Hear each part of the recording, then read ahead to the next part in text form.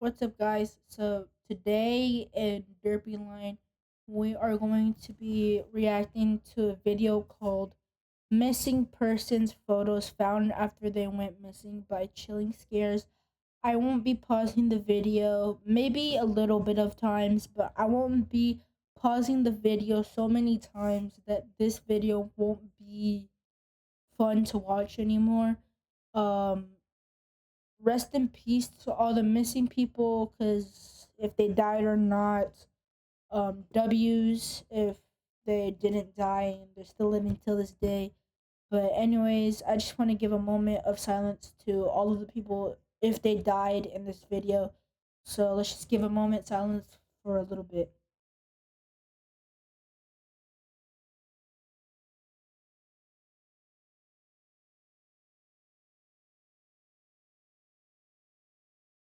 All right, let's get into the video.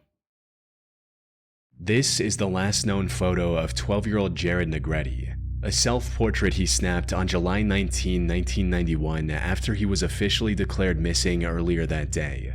Jared was a member of the Boy Scouts, and July 19 was meant to be a milestone. It was his first Okay. overnight backpacking trip to the summit of Mount San Gorgonio, the highest peak in Southern California. All right, I just said I wasn't gonna pause that much, but I just want to clarify that everything will go wrong if you go on mountains. Like I haven't seen any people die, but I've heard so many people die from climbing mountains, and it's just sad. California. Jared, alongside 5 fellow Boy Scouts and an adult troop leader, started the hike early in the morning.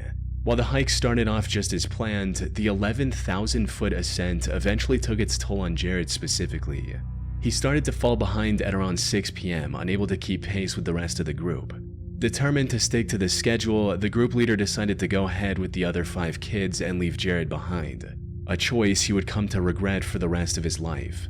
Not long after, a different group of Oh, hikers saw Jared descending the mountain alone and doing so in a dangerously unsafe way by shortcutting the switchbacks. Which, for those who don't know, it means he was ignoring the zigzagging trail designed to safely navigate steep terrain and was instead heading straight down the slope.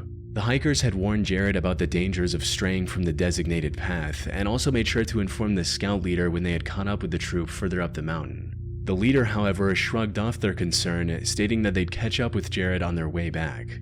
Unfortunately, by the time they came back, Jared was nowhere to be seen. It oh my gosh. didn't take long for the troop to realize the gravity of the situation. They quickly descended to the base camp and managed to call for help around midnight, sparking one of the largest search and rescue missions in the region's history. Over the following days, rescue teams scoured a massive 130 square mile stretch of the San Gorgonio wilderness, but there was no sign of Jared anywhere. It wasn't until day 3 when they found their first clue, a footprint matching Day the high-top sneakers he three? was wearing at the time of his disappearance. Further search of Wait, hold up. So you guys are saying that y'all lost a child going hiking for 3 entire days. Bro, by the time you find him, he's gonna be dead. Bro, y'all are actually so messed up. Why would y'all leave him?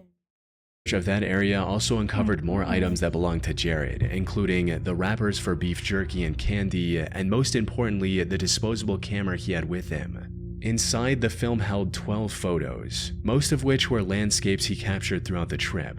But the final image, taken after he had gone missing, was a chilling close-up of Jared's own eyes and nose, illuminated by the camera's flash. And while this photo proved that Jared was still alive hours after he went missing, it offered little to no clue about his whereabouts.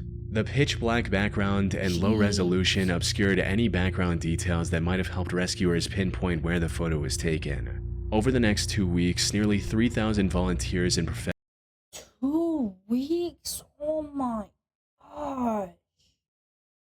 Like, that's just crazy that he went missing for 2 entire weeks and nobody found him yet. Bro, guys, this is what I'm telling you guys. It's never safe to go on hiking on mountains without like parent or like grown up supervision, bro. Because like they could just like leave you behind, man, and you just like get lost and yeah. Professionals poured more than 45,000 combined hours into searching the vast San Bernardino National Forest. But with no solid leads to follow, the search dragged on without making any significant progress. On August 4, after 16 days, the search for Jared was officially called off by the authorities, leaving the mystery of his disappearance unsolved to this day. So, what really happened to Jared? Well, there are several Dang. possibilities. The first of which is that he accidentally took the wrong trail and got lost while trying to catch up with the rest of the Boy Scouts. However, while getting lost is a common cause of disappearance in the wilderness, it doesn't quite add up in Jared's case.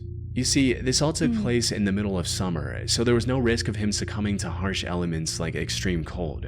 He also had Okay. plenty of drinkable water in the 2-quart canteen he had on him, not to mention the countless freshwater creeks and ponds dotted throughout the mountain.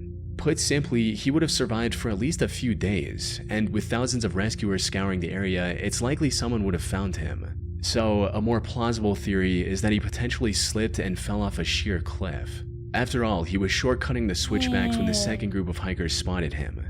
It's possible he kept taking those dangerous shortcuts after they left, and one misstep on the steep terrain in the darkness led to a fatal fall. But this still begs the question, why didn't any of the rescuers come across his body despite the extensive search? Which Yeah. brings us to the third possibility, he was dragged away by a wild animal.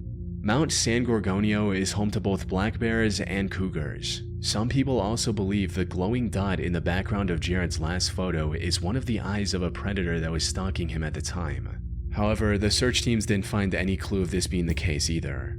There was no blood, torn clothes, or drag marks anywhere in the area, which points to the most disturbing possibility that instead Jared was abducted by someone. If we accept this as true, it explains why there was no sign of Jared or his body anywhere on the mountain. Unfortunately, it's been over 33 years since Jared vanished, and investigators 33 years? Oh no, Jared is gone, bro. Y'all are what? still haven't 33 found anything that could guide years? them toward a proper conclusion. His disappearance remains just as much a mystery today as it was the day he went missing. On June 15, 1989, a woman in Port St. Joe, Florida, spotted a Polaroid photo lying in the parking lot of a convenience store on her way out. Without thinking much of it, she picked it up and flipped it over, only to be met with a disturbing image she'd never forget. The photo showed a young girl and a much younger boy lying in the back of a white, windowless van with duct tape over their mouths and their hands seemingly tied behind their backs. The woman alerted the police almost immediately, especially since the white van in the image looked eerily similar to the one she saw in the same parking lot minutes earlier. She also provided a description of the driver, allowing investigators to create a sketch of the suspect. However, even after setting up a perimeter around the area, the police weren't able to find the van or its driver. What they didn't know at the time was that this photo would eventually connect to a crime that took place more than 1,500 miles away. The victim of this crime was a 19-year-old Dang. college student named Tara Lee Calico. On September 20, 1988, nearly 9 months before the Polaroid was discovered, Tara left her home at around 9:30 a.m. for her daily bike ride. Every day, she'd ride down New Mexico's Highway 47 until reaching the railroad tracks intersecting the road, turning around and taking the same route back home. But on this particular day, Tara had plans with her boyfriend at 12:30 p.m. and didn't want to be late. So she told her mother, Patty, to come pick her up if she wasn't back by noon. And that's exactly what happened. When noon came and went with no sign of Tara, Patty got in her car and began driving along Tara's usual route, hoping to find her somewhere along the way. However, despite going up and down the highway a couple of times, she couldn't find Tara anywhere. Patty rushed back home and called the police to report Tara missing. The authorities immediately put together a search party and began looking for her in the surrounding area. And it wasn't long before they found their first clue, a cassette tape that Tara was likely listening to on the side of the highway. They also found tire tracks matching her bike near this cassette. Unfortunately, Tara and her neon pink bike were nowhere to be seen. As the search radius became larger, the only other clue they found was a broken piece of her yellow cassette player, miles from where she was supposed to be. Patty believed her daughter had been abducted, and this piece was her way of leaving a trail. This theory was further supported by multiple witness accounts from people who reported seeing an old, worn-out pickup truck closely tailing Tara as she headed back home around 11:30 a.m. Witnesses also noted that Tara was wearing her headphones at the time and seemed unaware of the truck. This suspicion only became stronger when, 9 months after her disappearance, this Polaroid was discovered in Florida. The woman who found this didn't know about Tara's case at the time, but as the photo gained more attention, it eventually reached Patty, who became convinced that the girl in the picture was her missing daughter. Not only did this girl look like Tara, but Patty also noted that the book in the photo was from one of Tara's favorite authors. The connection between Tara and this photo deepened further when another New Mexico family came forward claiming they recognized the boy in the photo. They believed it was their son, 9-year-old Michael Henley, who'd gone missing in April of 1988 during a hunting trip with his father. However, that's when Tara's case took a turn. Because, as it turns out, there's a real possibility that the girl in the photo isn't Tara at all. For starters, in June of 1990, investigators found the remains of Michael about 7 miles from the campsite he was staying at. He wasn't abducted by anyone. Instead, he likely just wandered off, lost his way, and subsequently died of exposure to the elements. This led many to question whether the Polaroid had any real connection to Tara's specific disappearance at all. And investigations from different departments enhanced the confusion further. Some concluded that the girl in the photo was undoubtedly Tara, while others pointed out the many structural differences between their faces. But if she wasn't abducted by the owner of this white van, then what exactly happened to Tara? Surprisingly, we might actually get a conclusive answer to this question more than 37 years after her disappearance. On the 13th of June 2023, the Valencia County Sheriff's Office announced a massive update on the case, stating, "At this time, law enforcement believes there is sufficient evidence to submit this investigation to the District Attorney's Office for review of potential charges. Currently, the identities and specifics of the persons of interest are sealed by the court and will remain so until a court order otherwise." Put simply, after decades of investigating, the police have finally cracked the case and are just waiting for the DA's approval to release the information to the public. As for why it took so long, a widely believed theory is that Tara was accidentally hit by a group of teenagers while biking home. Fearing the consequences, they panicked, abducted her, and eventually killed her to cover up the accident. And according to some, one of those teenagers was the son of the local sheriff, leading to a deliberate and coordinated cover-up that kept the truth buried for decades. Now, whether this theory holds any weight is unknown. But if this does turn out to be the case, who the girl in the Polaroid picture actually is remains a mystery. Jeez, rest in peace.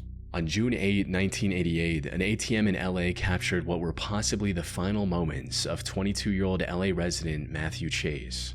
The day had started like any other. Matt spent most of it at work, then went out for dinner with his roommate and close friend Teresa. When the two returned home at around 11:45 p.m., Matt noticed the paycheck he received earlier that day sitting on the coffee table. He was running low on funds, and the bank would have taken about 24 hours to clear the paycheck. So instead of waiting till morning, Matt decided to go deposit it right away. The nearest ATM was just 2 blocks away from their apartment. But since it was getting quite late, Teresa told him to take her car just to be on the safe side. She also asked him to bring a bag of cat food from the store across the street. The whole trip should have taken no more than 15 minutes, but an hour went by and Matt still hadn't returned. Teresa figured he was just driving around town to get some fresh air, so she went to sleep. However, when she woke up in the morning, Matt was still not home. She quickly got up and contacted her brother Steve, who was also good friends with Matt. Together, they called the police and tried to file a missing person report. Unfortunately, since Matt had only been missing for less than 12 hours, the police decided to hold off on launching an investigation just yet. Unsatisfied with this response, Teresa and Steve decided to find clues themselves, and so Steve called the bank pretending to be Matt. According to the bank, Matt had unsuccessfully tried to withdraw money several times since, including one transaction of $280. This was quite odd for 2 main reasons. One, $280 was far above the maximum withdrawal limit for Matt's ATM card. More importantly, Matt's account didn't even have $100, let alone $280, which is why he went out to deposit a paycheck in the first place. He should have known both of these things quite well. So the fact he tried to make these transactions anyway indicated that he was being forced to do so by someone else.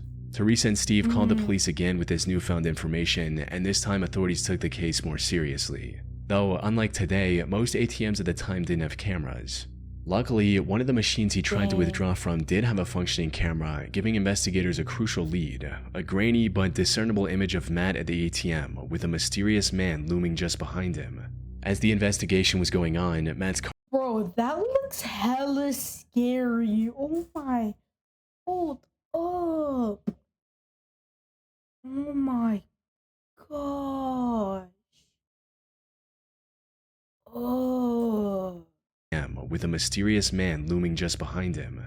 As the investigation was going on, Matt's card was used again, a day and a half after his disappearance. By then, his paycheck had cleared, allowing whoever made this transaction to withdraw $400. The authorities took notice of this withdrawal and froze Matt's card. So the next time someone tried to use that card, it was confiscated by the ATM. Unfortunately, none of this helped investigators track down Matt or his kidnapper. There were 2 composite sketches made of the suspect from the low-res photo, but no one recognized the man based on these. They also tried dusting the confiscated card for fingerprints, but it was completely clean. On June 27th, nearly 3 weeks after Matt's disappearance, the car he'd been driving was finally found, and it was surprisingly close to the ATM that captured this photo. The fact that no one had spotted it sooner suggested that it was likely dumped there later by his abductor. And while it was wiped clean of any fingerprints, just like the card, police did find a blue bandana in the back with the letters ESPBSCLS written on it. From what I was able to find, ESPBS stood for East Side Playboys, a notorious gang in the area. Despite this connection, however, investigators weren't able to find any solid evidence that could help them track down the suspect. By this point, the chances of Matt making it out alive were looking increasingly slim. Tragically, his friends and family's worst fear came to light on September 17, 1988, when a group of people found his body floating in a ravine in Pasadena. He had a gunshot wound in his head, and according to the autopsy report, was killed and dumped in the ravine 3 months ago, likely a couple days after his abduction. But with no Oh my gosh, bro, rest in peace. other leads, Matt's case went cold for the next 30 years. Then, in 2018, LAPD announced that they had the answer to Matt's disappearance. According to the report, Matt was killed by a 20-year-old gangster named David Mesa, who went by the name Bear. Apparently, David's girlfriend confirmed that the man in the ATM photo was indeed her boyfriend. As for David himself, police found out that he was killed in a gang-related shootout just 2 days after he supposedly killed Matt.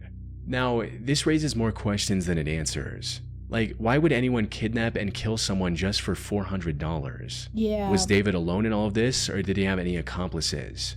And if David died days after committing the crime, who dumped Teresa's car near the original crime scene 3 weeks later? That said, this revelation was still enough to give Matt's friends and family the closure they needed after 3 decades.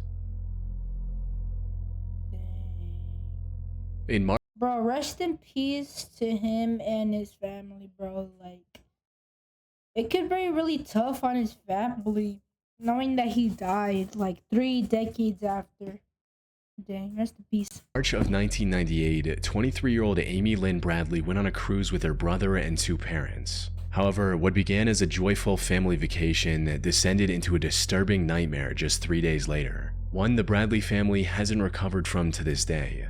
On the night of March 23rd, Amy and her family dined out in one of the ship's restaurants. And according to her family, Amy was getting a lot of attention from other passengers, as well as the staff, including the band playing in the restaurant.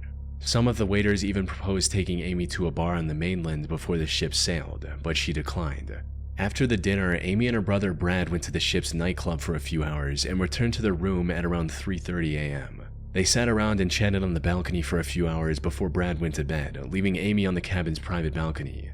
Around 5:30 in the morning, their father Ron checked on the kids and saw Amy peacefully sleeping on a lounge chair outside on the balcony. But when he returned 30 minutes later, Amy was gone.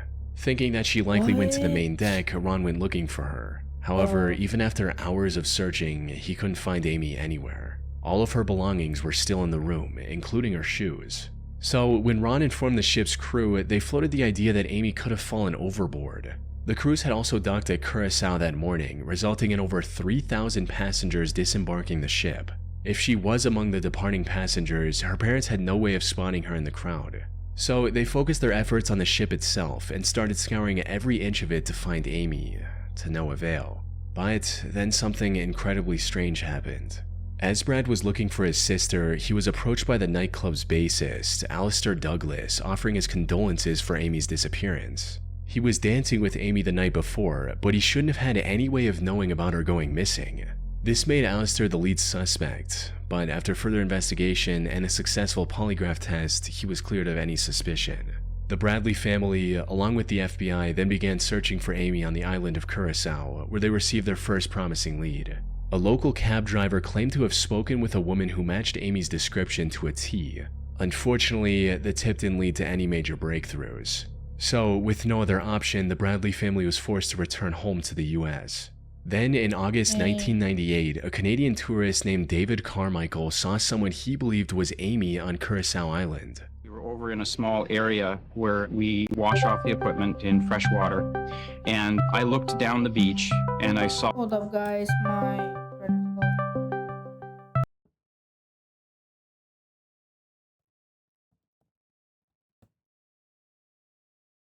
All right. A girl walking down the beach with being flanked by two people.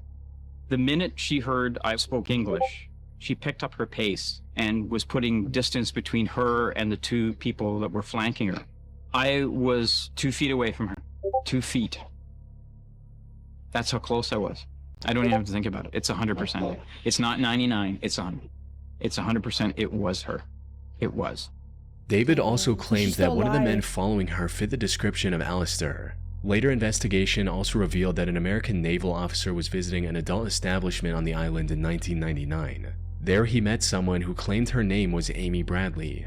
Unfortunately, the officer never reported the incident, likely to avoid repercussions for visiting such an establishment while on duty. By the time this information surfaced, the place had already burned to the ground, and with it any records of the people who might have worked there. However, the most important clue about Amy came in 2005, when someone found pictures of an older Amy on the internet.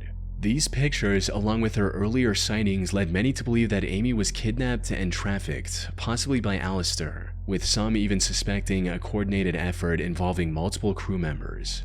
That said, nothing ever came of this theory, and Amy was declared legally dead on March 24, 2010, 12 years after her disappearance. Dang. Now, it's still possible that Amy simply fell overboard and drowned, and that the woman seen on Curacao and the one in the photos are nothing more than unfortunate lookalikes. Yeah. But with so many scattered clues pointing toward a far darker possibility, it's hard to write them off as a simple case of mistaken identity. Jeez.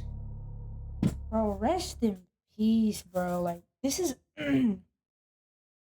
All of these cases are just like very messed up and chilling. Um, well, this is the end of the video, guys. Hope you like it. I tried not pausing that much, cause yeah, cause people were saying that it's a little annoying. So yeah. Anyways, bye, guys.